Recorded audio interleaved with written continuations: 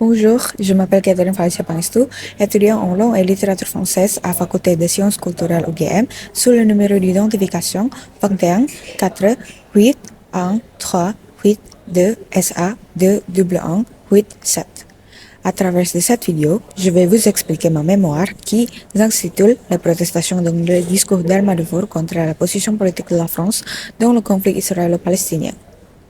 La protestation est le moyen pour quelqu'un d'exprimer son désaccord avec une décision qui découle d'une divergence entre ce qui a été fait et ce qui aurait dû être fait. L'escalade du conflit israélo-palestinien le 7 octobre 2023 a intensifié les discussions sur ce conflit. La France, qui comme la plus grande population musulmane et juive d'Europe et qui joue un rôle important dans l'Organisation internationale de l'ONU, a toujours été sujette aux réactions de son opinion publique. Au sein du gouvernement, ce sujet fait également l'objet de débats, exprimés à travers des discours ou des conférences de presse visant à défendre des positions sur le conflit. L'un de ces discours politiques a été prononcé par Almadefour, membre de l'Assemblée nationale, lors d'une session plénière le 28 mai 2024. Cette recherche formule deux questions. La première, c'est comment la forme de discours de protestation contre la position politique de la France se manifeste à travers le discours politique d'Almadefour. La deuxième, c'est quelle est la position politique d'Almadefour à l'égard du conflit israélo-palestinien et de la position politique française, et son action fait-elle partie d'une action collective? Pour répondre à ces deux questions, cette recherche a décidé d'utiliser deux théories. La première, c'est la théorie de l'analyse critique du discours de Norman Ferko. Deuxième, la théorie du répertoire de protestation de Charles Tilly. Nous avons développé notre recherche en utilisant trois méthodes. Il y a la recherche de données, la collecte des données et l'analyse des données.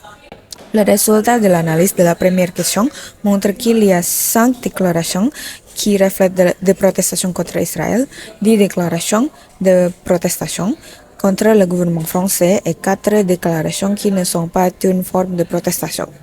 Le processus d'analyse utilisant la théorie de l'analyse critique du discours de Norman Fairclough contribue directement à l'identification des intentions et des buts continus dans les annoncés.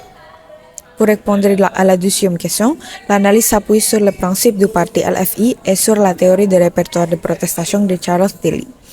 Le résultat de l'analyse montre que le discours politique est cohérent avec 3 des 11 principes de LFI. En outre, on peut conclure que l'acte de prononcer un discours devant l'Assemblée nationale le 28 mai 2024 a non seulement montré que Mme Dufour a rempli ses obligations en tant que membre du Parlement français, mais a également fait partie de l'action collective des partis gauche françaises, en particulier LFI, pour transmettre leurs demandes au gouvernement concernant le conflit israélo-palestinien. Voilà une brève présentation de ma thèse. Je vous en prie de m'excuser s'il y a des erreurs et j'espère que l'avenir, une analyse pourra être faite en comparant le discours des orateurs afin de savoir plus sur leur position politique à partir de différents thèmes discursifs. Merci beaucoup et bonne journée.